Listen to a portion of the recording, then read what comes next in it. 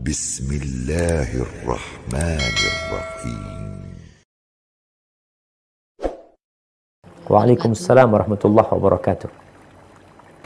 Ustadz, saya mau tanya tentang bab sholat ya. Nggak nyambung nggak apa-apa ya? Nggak apa-apa, kalau Ustadznya bisa jawab.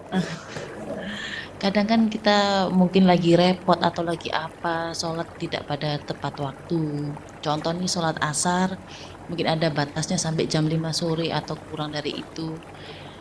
Kadang saya juga pernah sholat beberapa kali, sering malahan ya, menjelang maghrib. Kemarin kebetulan saya sholat asar itu terlambat dan saya tidak dengar pada saat itu ada adzan maghrib. Itu hukumnya bagaimana? Saat saya masih sholat asar ada adzan maghrib, apakah saya harus berhenti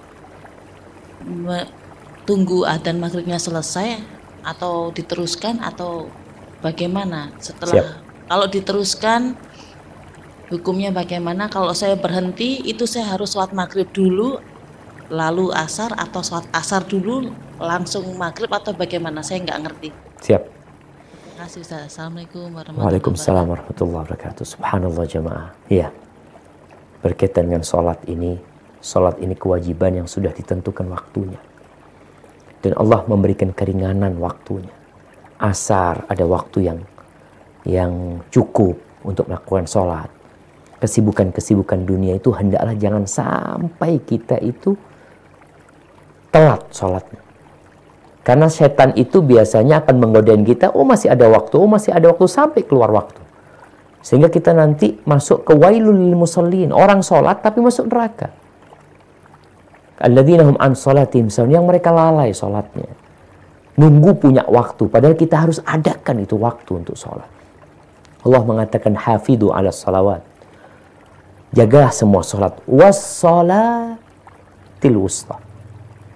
Dan jagalah sholat pertengahan. Sholat asar nih, sholat pertengahan. Yang banyak orang lalai kadang-kadang. Maka kita diperintahkan untuk menjaga lebih.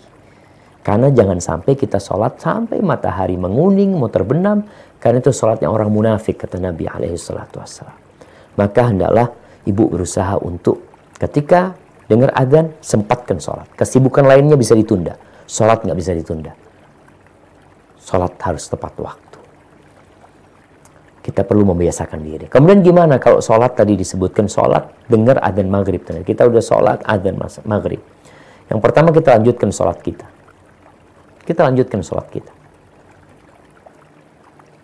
Dan kita bertobat kepada Allah Azza wa Jalla karena kita telah meremehkan sholat tersebut. Tapi kalau kemarin diputus sholatnya kemudian sholat maghrib, maka ibu harus ganti sholat asarnya tersebut. Jadi yang jelas ketika kita melaksanakan sholat asar kemudian adzan maghrib, kita wajib melanjutkan sholat asar tersebut. Baru setelah itu sholat maghrib. Walaupun kita tahu perbuatan ini perbuatan yang tidak baik ya, maka tolong dijaga waktu sholat. Allah tidak minta banyak-banyak. Mungkin sholat asar 5 menit, 6 menit, 7 menit. Sisanya silahkan untuk kesibukan kita. Maghrib seperti itu, isya seperti itu.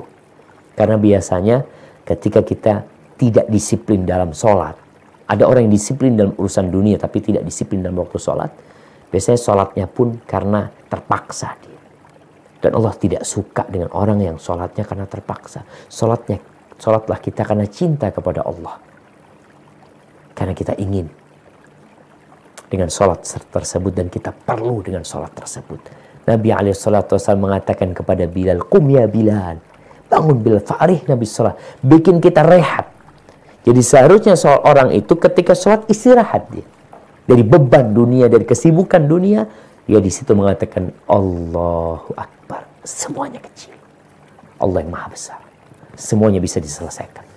Maka masa kita mengatakan Allahu Akbar, tapi kita tidak mengagungkan Allah Subhanahu Wa Taala dan menjaga waktu sholat tersebut. Hada wallahu a'lam bishawab. Itu yang bisa kita kaji pada kesempatan kali ini. Sampai berjumpa kembali. Semoga senantiasa dalam lindungan ilahi. Subhanakallahumma bihamdika. Asyhadu an la ilaha illa anta astaghfiruka wa atubu ilaik. Wassalamualaikum warahmatullahi wabarakatuh. Alhamdulillah.